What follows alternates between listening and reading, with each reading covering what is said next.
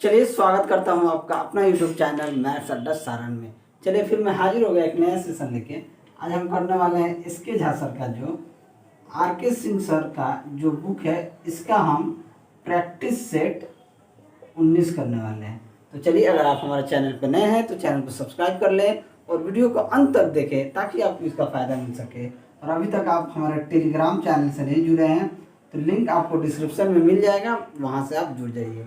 और अभी तक आपने 18 प्रैक्टिस सेट नहीं देखा है तो इसके जहाँ मैथ आर.के. सिंह ब्रैकेट में लिखा होगा, इस नाम से प्लेलिस्ट बना हुआ है। ठीक है, इस नाम से प्लेलिस्ट बना हुआ है, आप देख सकते हैं। तो चलिए बिना टाइम वेस्ट के क्लास को शुरू करते हैं।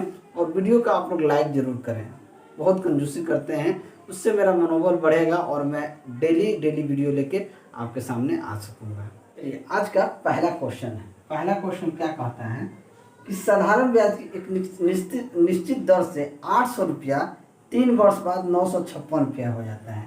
यानी कि 800 रुपया 3 वर्ष बाद कितना हो जाता है? 956 रुपया हो जाता है। ठीक है, यदि दर को 4% बढ़ा दिया जाए तो 3 वर्ष बाद 800 रुपया हो जाएंगे। यदि दर को 4% बढ़ा दिया जाए तो 3 वर्ष बाद 800 रुपये कितने हो जाएंगे? देखिए, 3 वर्ष में तो पहले 956 रुपये इसको मिल जा रहा है।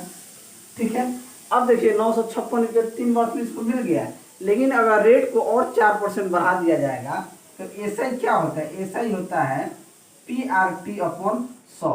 यानी प्रिंसिपल हमारा 8 साल 800, रेट हमारा कितना दे दिया? 400, समय 3 साल। यहाँ से कितना रुपया प्राप्त होगा?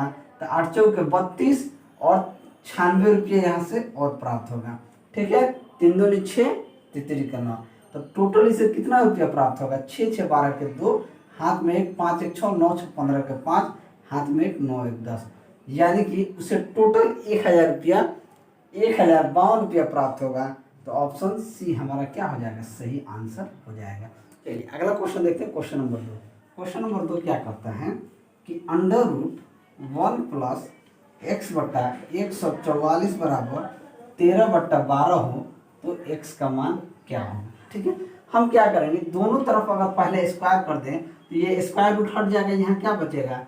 1 प्लस x बटा 144 बराबर, ये स्क्वायर हो जाएगा दोनों, 13 का स्क्वायर 169, 12 का 144। अब इस 1 को उधर भेज देंगे तो ये क्या बचेगा? x बटा 144 बराबर 169 बटा 144 माइनस का 1, ये 144 नीचे रहेगा, ये हो जाएगा 169 माइनस 144, 9 में से 4 गया 5, 6 में से 4 गया 2, यानी कि 25 बटा 144। ये 144 ये 144 कट जाएगा तो x का मान क्या आ जाएगा? 25 आ जाएगा। तो ऑप्शन कौन सा सही होगा? तो ऑप्शन बी जो है वो हमारा सही आंसर हो जाएगा। अगला क्वेश्चन देखते हैं, क्वेश्चन नंबर 3। क्वेश्चन नंबर 3 क्या कहता है कि एक दुकानदार ने 15 किलो चीनी और 20 किलो गेहूँ 15 केजी चीनी और 20 किलो गेहूँ, हिंदी में लिखना चाहिए था, चीनी और गेहूँ, चीनी को किस हिसाब से खरीदा है? तो 50 रुपये किलो के, और गेहूं को 75 रुपये किलो पे खरीदा है, तथा उसे बेचते समय चीनी पर 10% और गेहूं पर 20% का लाभ कमाया है। तो कुल विक्रय मूल्य कितना था? अब देखिए, 15 किलो चीनी खरीदा है किस रेट में? तो 50 रुपये के रेट में। तो 15 गुना 5 750। अब इस पे 10% का फायदा कमाएगा तो 110 बट्टा 100, ये तो हो जाएगा। दूसरा का 20 किलो गेहूं खरीदा है किस रेट में? 75 के रेट में। इस पे 20% फायदा कमाएगा तो कितना बेचेगा? 120 बट्टा 100। अब देखिए, 2 जीरो से ये 2 जीरो कट गया, 15 5 75 गुना 11, ये 1 जीरो से 1 जीरो, 1 जीरो से 1 जीरो, ये क्या हो जाएगा? 12 गुना 24, 24 गुना 75। अब देखिए 75 कॉमन है तो 75 को हम कॉमन ले लेंगे तो क्या बच जाएगा? 11 प्लस 24, यानी कि 75 गुना 4 1 5, 1 2 3, यानी कि 35। 75 गुना 35, ऑप्शन में अगर हम मल्टीपल करते हैं तो यूनिट डिजिट तो 2 का सेम आ गया, यानी 7 के 2100 से ज़्यादा होना चाहिए यानी कि 2625 इसका आंसर हो जाएगा। तो ऑप्शन बी हमारा क्या हो जाएगा सही आंसर। क्वेश्चन देखते हैं क्वेश्चन नंबर 4। क्वेश्चन नंबर 4 कहता है कि यदि 7 समांतर रेखाओं को दूसरी 7 समांतर रेखाएं काटती हैं तो इस प्रकार बने समांतर चतुर्भुज की संख्या क्या होगी। 7 समांतर है, 2 समांतर रेखाएं काटेंगी तो ये क्या हो जाएगा 7c2 गुना 7c2। 7 समांतर रेखाएं 2 रेखाएं काट रही है तो 7 समांतर रेखाएं को दूसरी समांतर रेखा काटती है तो ये क्या हो जाएगी 7c2 इंटू 7c2। और हमने आपको बताया है कि अगर कोई n c2 हो तो n इंटू n माइनस 1 क्या होता है 2 होता है। तो ये क्या हो जाएगा n क्या है 7 है तो 7 गुना 7 माइनस 6/2 और सेम चीज 7 इंटू 7 माइनस 6/2 1 है, ये मिस्टेक हो गया। तो ये क्या हो जाएगा 7 गुना 6/2 गुना 7 गुना 6/2 2 से 6 कट गया 3 बार में 2 से 6 3 70 का 21 गुना 21 यानी कि 441 हो जाएगा। तो ऑप्शन कौन सही होगा तो ऑप्शन बी जो है हमारा सही आंसर हो जाएगा। चलिए अगला क्वेश्चन देखते हैं क्वेश्चन नंबर 5। क्वेश्चन नंबर 5 क्या कहता है कि अंकित मूल्य 2000 वाली साइकिल 20% और 10% की निरंतर छूट पर बेची जाती है। नगद भुगतान के लिए 5% अतिरिक्त छूट दी जाती है तो नगद भुगतान पर साइकिल का विक्रय मूल्य क्या होगा। इसे हम 2 तरीके से कर सकते हैं। देखिए पहला तरीका क्या होता है 2000 रुपये का सामान है, अगर इस पे 20% का डिस्काउंट देते हैं तो 80 रुपया 80 में बेचिएगा। अगर 10% का डिस्काउंट देते हैं तो 90 रुपया में बेचिएगा। अगर 5% का डिस्काउंट बेचते हैं तो 95 रुपया में बेचिएगा। 2 जीरो से 2 जीरो काटिए 20 25 100, 5 से काट दीजिए 19 को 19 बार में 1 2 जीरो से 2 जीरो काट दीजिए 8 9 72 गुना 19 कर देंगे तो ये आपका क्या आ जाएगा 1368 रुपया। तो ऑप्शन कौन सा सही हो जाएगा तो ऑप्शन ए आपका सही आंसर हो जाएगा। दूसरा क्या होता है दूसरा तरीका होता है 20% का मतलब होता है 20/100 यानी कि 1/5।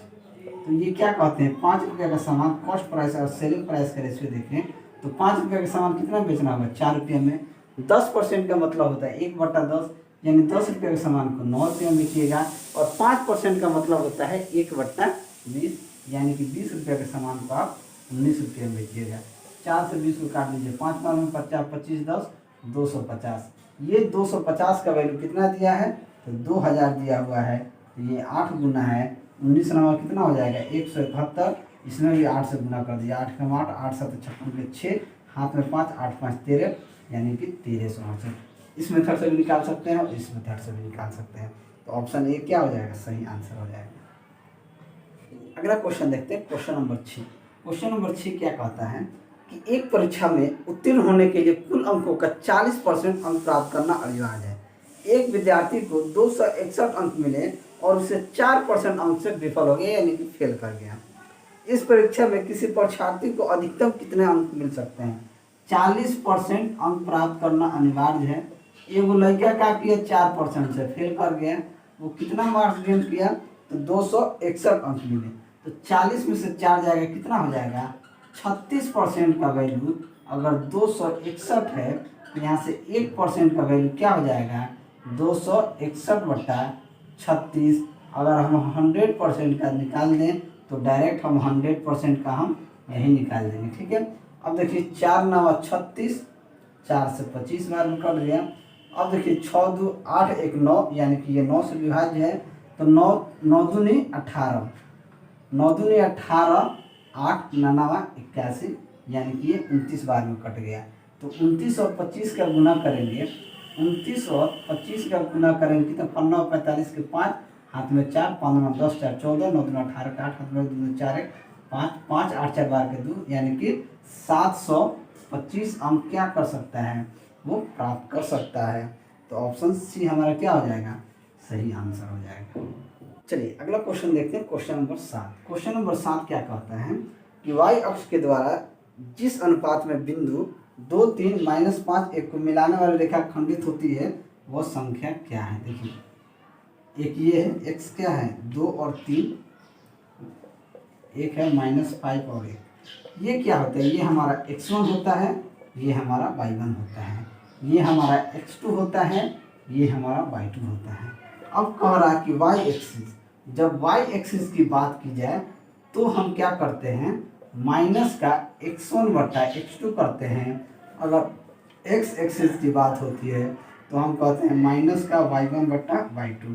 लेकिन इस प्रश्न में हमसे क्या पूछा है, y एक्सिस, तो y एक्सिस क्या हो जाएगा, माइनस का x1 क्या है तो 2 है और x2 क्या है माइनस का 5 है। ये माइनस प्लस हो जाएगा, तो हमारा क्या आंसर हो जाएगा, 2/5 जो है हमारा सही आंसर हो जाएगा, यानी कि 2:5। तो ऑप्शन सी सही होगा। चलिए अगला क्वेश्चन देखते हैं, क्वेश्चन नंबर 8। क्वेश्चन नंबर 8 क्या कहता है कि एक व्यक्ति जब स्टेशन ए से बी तक पैदल जाता है, 2 स्टेशन है यहाँ से ए से बी तक पैदल जाता है तथा पुनः साइकिल से वापस आता है। पैदल गया, यहाँ से पैदल गया और उधर से साइकिल से आता है, तो उसे 20 घंटा लगता है, यानी कि पैदल प्लस साइकिल से आता जाता है तो उसे 20 घंटे का समय लगता है। यदि वह दोनों तरफ की यात्रा साइकिल से करता है तो 6 घंटे लगता है। यानी साइकिल से जाता है, यानी कि 2 C प्लस C, यानी कि साइकिल से गया साइकिल से आया, तो इसे हम क्या लिख सकते हैं, साइकिल से गया साइकिल से आया तो कितना घंटा लगता है, 6, यानी कि 2C बराबर 6 घंटा लगता है। तो C बराबर क्या हो जाएगा, 2 3 6, यानी कि 3 घंटा लगेगा। अब हमसे पूछ रहा है कि यदि पैदल जाने तथा वापस आने में कितना टाइम लगेगा, तो C का मान 3 आ गया, तो यहाँ C का वैल्यू पुट कर देंगे, तो P प्लस 3 बराबर 20, तो P बराबर कितना लगेगा, 20 माइनस 3, यानी कि 17 घंटा। यानी कि इसे पैदल यहाँ से यहाँ जाने में 17 घंटा लगेगा, तो जाके भी तो आ रहा है, तो कितना लगेगा, 17 गुना 2, यानी कि 34 घंटा उसे लगेगा। तो ऑप्शन बी हमारा क्या हो जाएगा, सही आंसर हो जाएगा। अगला क्वेश्चन देखते हैं, क्वेश्चन नंबर 9। क्वेश्चन नंबर 9 क्या कहता है कि एक कलश में 5 लाल, 5 क्या है, लाल गेंद है, मान लीजिए 5 लाल, 3 हरा, 3 नीला और 4 पीला क्या है, कंचा है, यानी कि गोली है, कंचे बोलते हैं। यदि 2 कंचे बेतरतीब ढंग से उठाए जाएं तो दोनों के नीला होने की प्रायिकता क्या होगी। 2 कंचा आप लोग नहीं खेले, हम लोग ऐसे गोली खेले हैं बचपन में, बहुत ज़बरदस्त मार भी कर लेते थे गोली के लिए, ठीक है, उसी को कंचा बोला जाता है। हम लोग का गांव देहात के भाषा में उसे गोली बोला जाता है। अब देखिए कह रहा है कि 2 नीला निकालने की प्रायिकता क्या होगी, तो नीला कितना है, तो 3 गो नीला है, तो इस 3 नीला में 2 नीला प्रायिकता क्या होगी, तो निकालने की प्रायिकता होगी 3C2, यानी ये तीन ही में से 2 निकालेंगे। टोटल संख्या कितनी, 5 3 8 3 11, 11 4 15 है, 5 3 8 8 3 11 4 15 है, टोटल संख्या कितनी है, तो नीला होने की प्रायिकता क्या होगी, तो नीला होने की टोटल क्या हो जाएगी, 15C2, यानी 15 में से कितना निकालना है, 2 निकालना है। तो ये क्या 3C2 को हम क्या लिख सकते हैं, 3 गुना 2/2, हमने क्या कहा है, NC2 को हम क्या लिखते हैं, n इंटू n माइनस 1/2, तो ये 3 गुना 2/2 से 2 कट गया 3, इसे क्या लिख सकते हैं, 15 गुना 14/2, 2 से 14 कट जाएगा 7 बार में, ऊपर आ गया 3, नीचे हो गया 15 गुना 7, 3 से 15 काट दीजिए 5 बार में, यानी कि 1/35 हमारा क्या हो जाएगा, सही आंसर हो जाएगा। 1/35 ऑप्शन में नहीं दिया है, 1/35 ही होगा। 3C2, 3 गो में से 2 गो निकालेंगे तो 3C2, और 5 3 8 3 5 3 3 6 4 10 5 15, 15 में से 2 गो निकालने का तरीका क्या हो जाएगा, 1/35 ही होगा। अगला क्वेश्चन देखते हैं, क्वेश्चन नंबर 10। क्वेश्चन नंबर 10 क्या कहता है कि एक 150 मीटर लंबाई की एक ट्रेन एक खंभे को 15 सेकेंड में उतने ही लंबाई की विरुद्ध दिशा में आने वाली ट्रेन को 12 सेकेंड में पार करती है, तो दूसरे ट्रेन की गति क्या है। अब मान लीजिए एक ट्रेन जो है इधर से जा रही है, एक ट्रेन की पटरी है, चलिए पटरी मान लेते हैं, पटरिए पे ट्रेन चलेगी, हम लोग को ट्रेन में बैठ के हम, एक इधर से आ रही है एक इधर से जा रही है। ये जो इधर से जा रही है 150 मीटर लंबी ट्रेन है, ठीक है, 15 सेकेंड में मान लीजिए एक खंभा यहाँ है, इसको पार करती है। देखिए क्या होता है ट्रेन के प्रश्न में, जब वो एक दूसरे के सामने आती हैं या जाती है तो ट्रेन की लंबाई जो क्या होती है, अगर ये 150 मीटर है, ये भी 150 मीटर है, तो एक समय ऐसा आएगा कि ये दोनों ट्रेन इस तरीके से होगी, जब इन दोनों की क्या होगा, इन दोनों की लंबाई ही ट्रेन का इन दोनों की लंबाई जोड़ देते हैं तो वही हमारा दूरी आ जाता है, यानी कि डिस्टेंस आ जाता है। अब हमसे क्या पूछा है, एक का तो चाल हमसे पूछा है कि दूसरी ट्रेन की गति क्या हो। अब देखिए हम जानते हैं कि जो स्पीड होता है ना, डिस्टेंस बराबर क्या होता है, डिस्टेंस बराबर होता है स्पीड इनटू टाइम।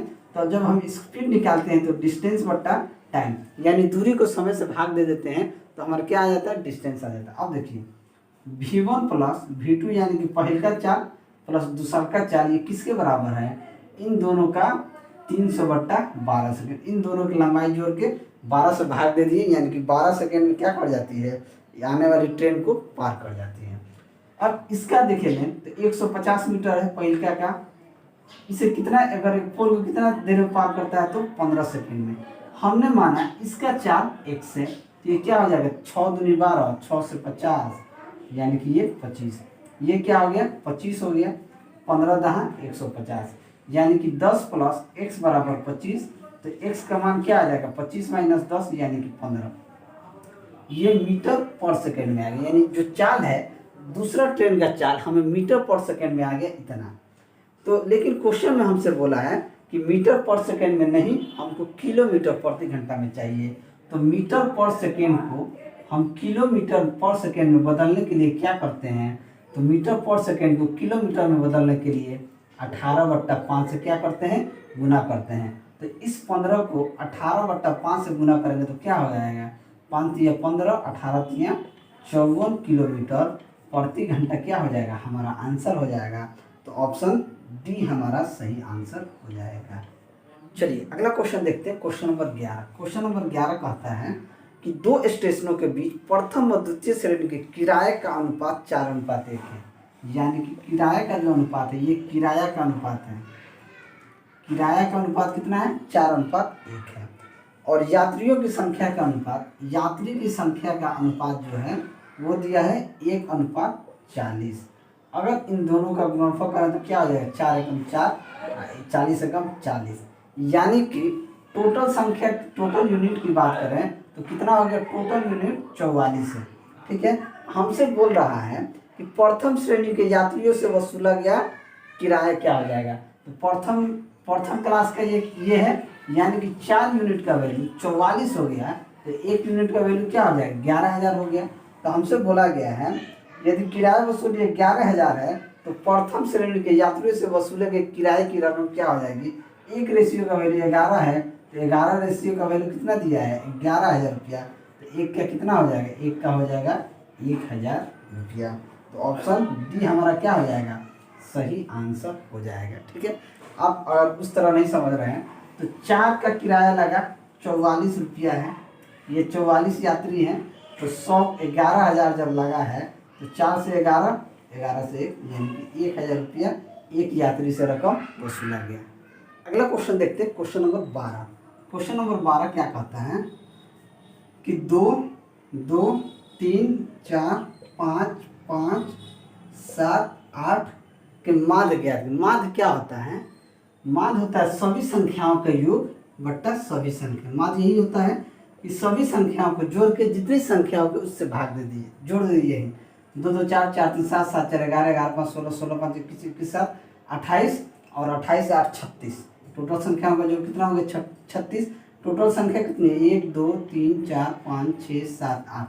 8 से भाग कर दीजिए, 8 से भाग कर 4 दूनी 8, 4 से 9 यानी कि 9/2 यानी कि 4.5 क्या आ जाएगा, आपका आंसर आ जाएगा। तो ऑप्शन कौन सही होगा, तो ऑप्शन ए आपका सही आंसर हो जाएगा। अगला क्वेश्चन देखते हैं, क्वेश्चन नंबर 13। क्वेश्चन नंबर 13 क्या कहता है कि 729 लीटर के दूध और पानी के मिश्रण में दूध और पानी का अनुपात 7:2 है। मिल्क और वाटर का जो रेशियो है ये कितना है, 7:2 है। 7:3 के अनुपात का 7:3 के अनुपात का दूध और पानी का नया मिश्रण पाने के लिए इसमें कितना पानी मिलाना होगा। देखिए मिल्क जितना है उतना ही है, अंतर किस में आया, वाटर में। कितने का अंतर है, 1 का, 1 का अंतर है। नया वाला मिश्रण कितना है, 7, 2, 9 है। टोटल कितना है, 729 है, यानी कि 9, 8, 72, 9 एकम 1 यानी कि 81 लीटर पानी इसमें क्या होगा, मिलाना पड़ेगा। तो ऑप्शन ए आपका सही आंसर हो जाएगा। चलिए अगला क्वेश्चन देखते हैं, क्वेश्चन नंबर 14। क्वेश्चन नंबर 14 क्या कहता है कि एक चिड़ियाघर में चूहे एवं कबूतर हैं। यदि कुल 90 सिर हैं, 90 क्या है, 90 हेड है और 224 क्या है, लेग है, 224 लेग है, तो कबूतर की कुल संख्या क्या होगी? यानी कि कबूतर का कितना पैर होता है? कबूतर का 2 पैर होता है, कबूतर का 2 पैर होता है। तो 2 पैर निकालने के लिए क्या करेंगे, 4 हेड माइनस लेग बटा 2 कर देंगे। 4 इंटू हेड कितना है, तो 90 है, 90 माइनस लेग कितना है, तो 224 है, बट्टे में 2 कर देंगे तो क्या हो जाएगा, 4 9 36, 360 माइनस 224 बट्टा 2, यानी कि 10 में से 4 गया 6, 5 में से 2 गया 3 और 3 में से 2 गए, यानी कि 2 6 12 और 2 8 16, यानी कि कितने कबूतर के पैर हो जाएंगे, तो 68 हो जाएंगे।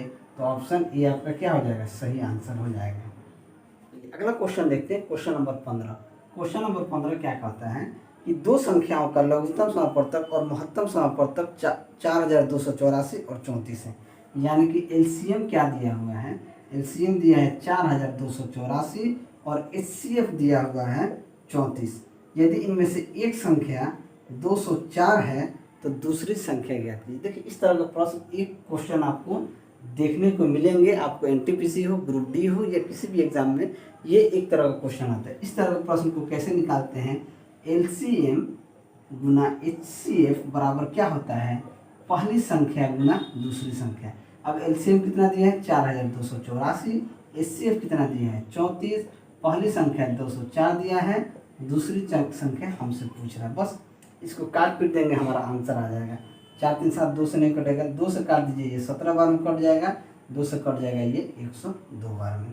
ठीक है, 102 बार में कट गया। अगर हम इसे काट दें 102 से 4, ये हो जाएगा 4 दूनी 8, 4 0 4 एकम 4, ये क्या हो गया 204, 204 हो गया, यानी कि 2 बार में कट गया। कितना बार में कट गया, 102 से ये 4284 कितना बार में कट जाएगा 42 बार में। बस 42 गुना 17 गुना कर दीजिए, 7 गुना 14 4, हाथ में 1 7 चौक 28 से 29, 1 2 2 1 4 4, 4 9 11 के 1, हाथ में 1 2 3 4 3 7 714, यानी कि दूसरी संख्या क्या आ जाएगा 714 आ जाएगा। तो ऑप्शन कौन सा सही होगा, ऑप्शन ए आपका सही आंसर हो जाएगा।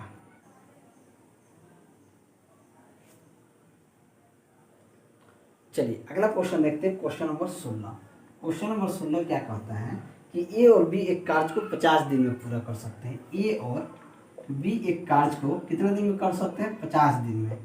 बी और सी उसी काम को 37.5 दिन में कर सकते हैं और सी प्लस ए उसी कार्य को कितना दिन कर सकते हैं, 30 दिन में पूरा कर सकते हैं। तो ए बी और सी में से प्रत्येक व्यक्ति अलग अलग उसी कार्य को कितने दिन में पूरा कर सकते हैं।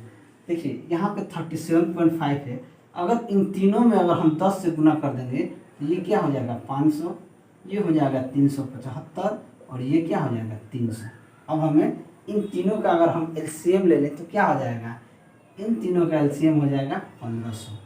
तो ए प्लस बी की अगर हम क्षमता देखें तो क्या हो जाएगा 3 हो जाएगा।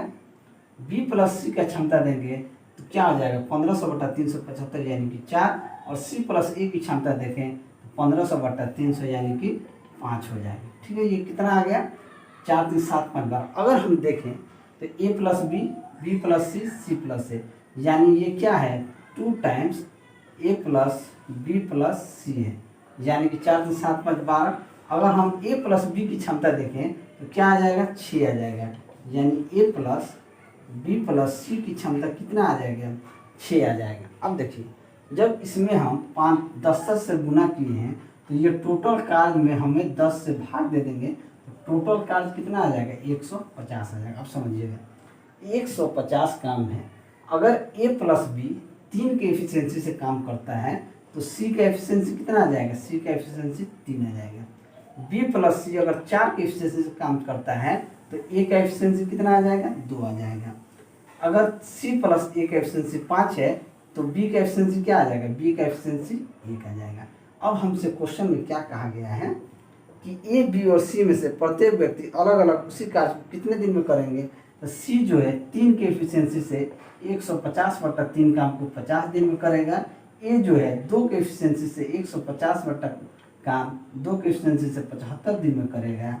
और बी जो है 150 काम 1 के एफिशिएंसी से 150 दिन में करेगा। अब देखिए ए कितना दिन में कर रहा है, ए 75 दिन में, बी 150 में, सी क्या नाम है 50, सी 50 ऑप्शन 1 में है।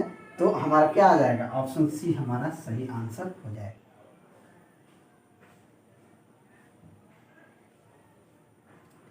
चलिए अगला क्वेश्चन देखते हैं, क्वेश्चन नंबर 17। क्वेश्चन नंबर 17 क्या कहता है कि यदि साइन 6 के पावर थीटा प्लस कॉस 6 के पावर थीटा का मान क्या हो। देखिए अगर साइन की power 2m theta plus cos के पावर 2m थीटा होता है, अगर हम मैक्सिमम वैल्यू देखें तो यहाँ से मैक्सिमम वैल्यू क्या आता है, 1 आता है। मैक्सिमम वैल्यू 1 आता है, तो अगर हम यहाँ पे थीटा क्या ले लेंगे, अगर थीटा 45 डिग्री ले लेंगे तो साइन 45 डिग्री का मान क्या होता है, साइन 45 डिग्री, ठीक है, ये पावर क्या हो जाएगा 6 प्लस कॉस 45 डिग्री के पावर 6। साइन 45 डिग्री का मान क्या होता है, 1/√2 के पावर 6 प्लस कॉस 45 1/√2 के पावर 6। अब 1/√2 को लिखेंगे 2 2 4 2 8, ये क्या हो जाएगा 1/8 प्लस 1/8, ये क्या हो जाएगा 2/8 यानी कि 1/4। क्वेश्चन नंबर 18 कहता है कि एक पिता ने अपने पुत्र से कहा कि मैं तुम्हारे जन्म के समय इतने ही उम्र का था जितने उम्र इस समय है। यदि पिता की उम्र इस समय 40 वर्ष है तो पुत्र की उम्र 5 वर्ष पहले कितने। देखिए कभी भी इस तरह का क्वेश्चन रहे, एक पिता अपने पुत्र से कहता है कि तुम्हारे जितने उम्र है उतने ही मैं उस समय था।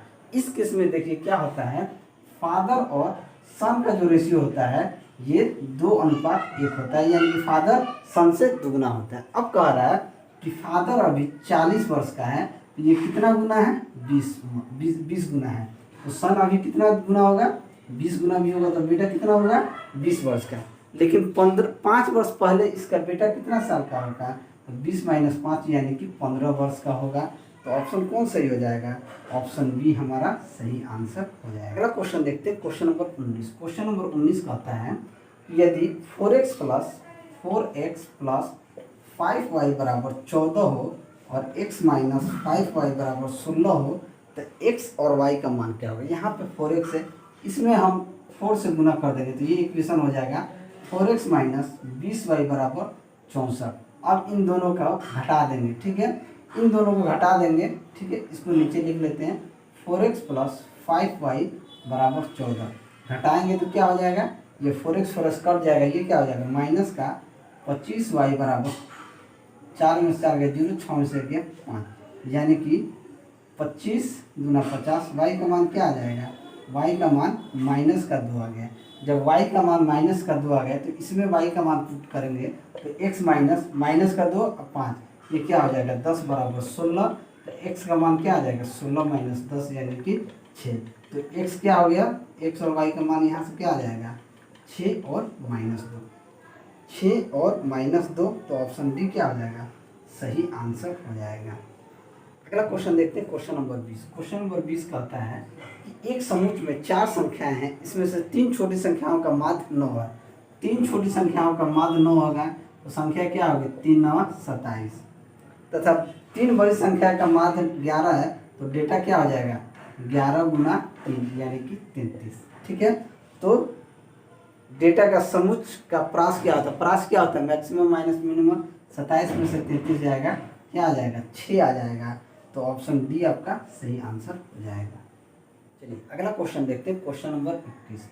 क्वेश्चन नंबर 21 क्या कहता है 4 सेंटीमीटर, 6 सेंटीमीटर तथा 8 सेंटीमीटर त्रिज्या वाले 3 वृत्त एक दूसरे को स्पर्श करते हैं।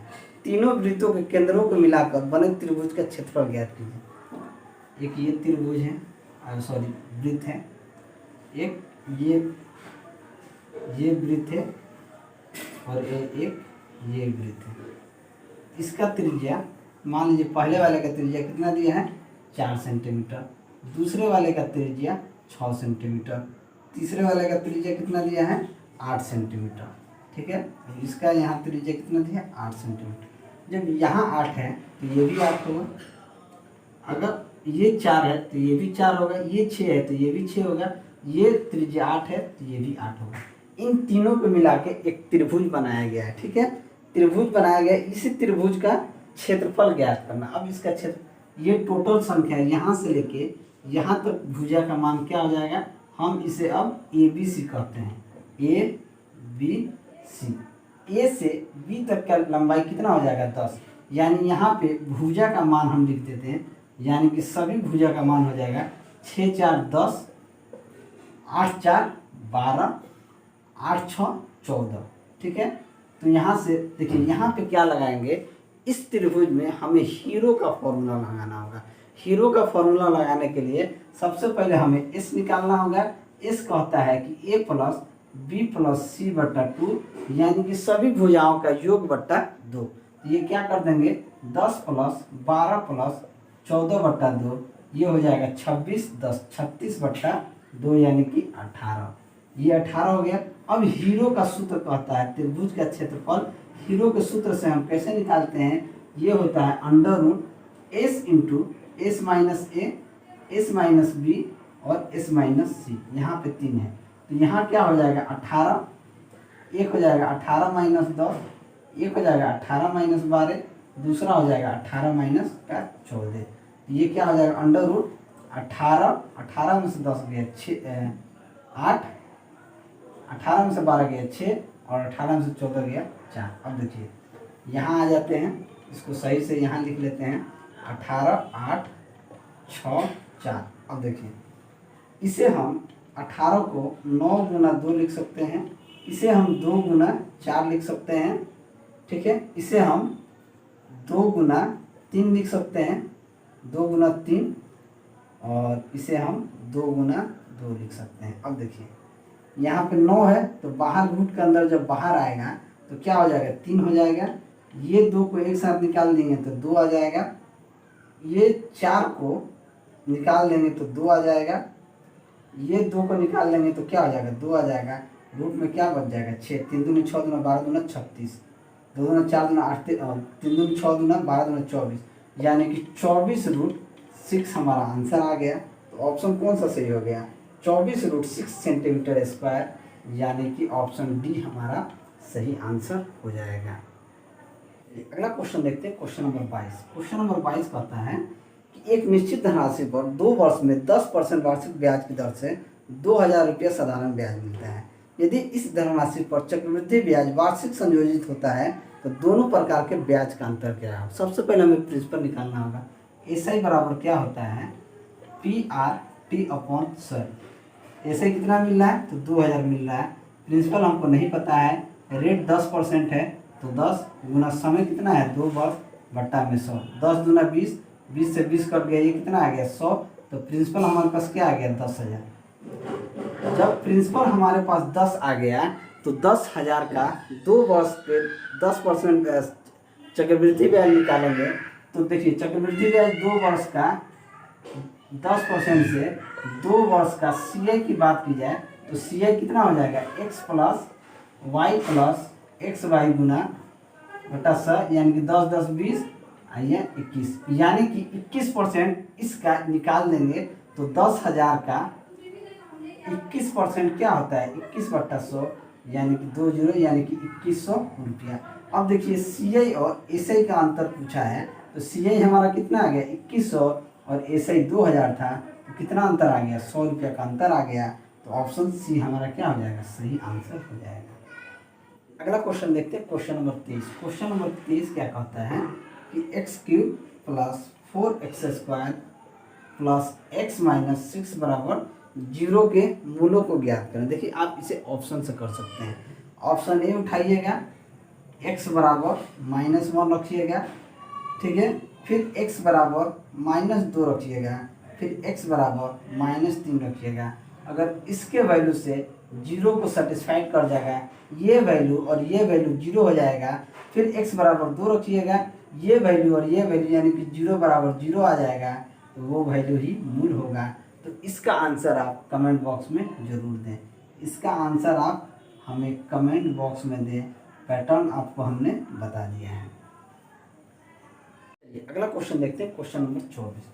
क्वेश्चन नंबर 24 कहता है कि त्रिभुज ABC तथा PQR दो समरूप त्रिभुज है। त्रिभुज ABC और त्रिभुज PQR ये दोनों क्या है? समरूप त्रिभुज हैं। यदि उनकी ऊंचाई AD, इसकी ऊंचाई AD और इसकी ऊंचाई PS का अनुपात 3:8 है तो त्रिभुज ABC और त्रिभुज PQR का क्षेत्रफल का अनुपात क्या हो? देखिए ये एक थ्योरम होता है कि अगर इसकी ऊंचाई दी हो, जब दोनों त्रिभुज क्या हो? समरूप हो, तो त्रिभुज ABC का क्षेत्रफल बटा त्रिभुज PQR का क्षेत्रफल। जब त्रिभुज समरूप की बात की जाए और दोनों की ऊंचाई की वैल्यू दी रहे तो ये क्या हो जाएगा? इसका स्क्वायर AD का स्क्वायर बट्टा PS का स्क्वायर हो जाएगा। ये थ्योरम है, ठीक है। ये 3:8 है तो 3 का स्क्वायर बट्टा 8 का स्क्वायर, यानी 3 का 9, 8 का 64, यानी कि आंसर क्या हो जाएगा? 9/64 हमारा सही आंसर हो जाएगा। तो ऑप्शन सी सही होगा। अगला क्वेश्चन और अंतिम क्वेश्चन 25 नंबर कह रहा है कि राजीव को किसी परीक्षा में 20% अंक मिले और वो 24 अंकों से अनुत्तीर्ण हो गए, यानी फेल हो गए। 20% इसको मार्क्स मिले और 24 नंबर इसको और मिल जाता तो ये क्या हो जाता? पास हो जाता, लेकिन फेल कर गया। दूसरा कह रहा है कि अरविंद को 45% अंक मिला, लेकिन ये कितना नंबर ज़्यादा अंक पाया था? 26 अंकों से उत्तीर्ण हो गया, ठीक है। तो परीक्षा में उत्तीर्ण होने के लिए कितने प्रतिशत अंक आवश्यक थे? अब देखिए, इसको इधर लेके आए, इसको उधर भेजेंगे, इसको इधर भेजेंगे, ये उधर जाएगा तो क्या हो जाएगा? 25%, यानी 25% का वैल्यू 24 और 26 क्या हो जाएगा? 50 हो जाएगा। तो 1% का वैल्यू क्या हो जाएगा? 2। 1% का वैल्यू 2 हो गया। तो पास होने के लिए कितना चाहिए? 20 दूना 40 प्लस 20 दूना 40, 1% का वैल्यू 2 है तो 24% का कितना हो जाएगा? यानी कि 12%, 20% ये और 12% ये क्या हो जाएगा? 22, 10, 32% चाहिए था पास होने के लिए। तो ऑप्शन कौन सा सही हो जाएगा? तो ऑप्शन सी हमारा सही आंसर हो जाएगा, ठीक है। चलिए, अगर मेरा वीडियो आपको अच्छा लगा हो तो वीडियो को लाइक करें, दोस्तों में शेयर करें। अगर आप हमारे चैनल पर नए हैं तो चैनल को सब्सक्राइब करें। मैं ऐसे ही वीडियो लेके आपके सामने हाजिर होता रहूँगा। चलिए, मिलते हैं अगले वीडियो।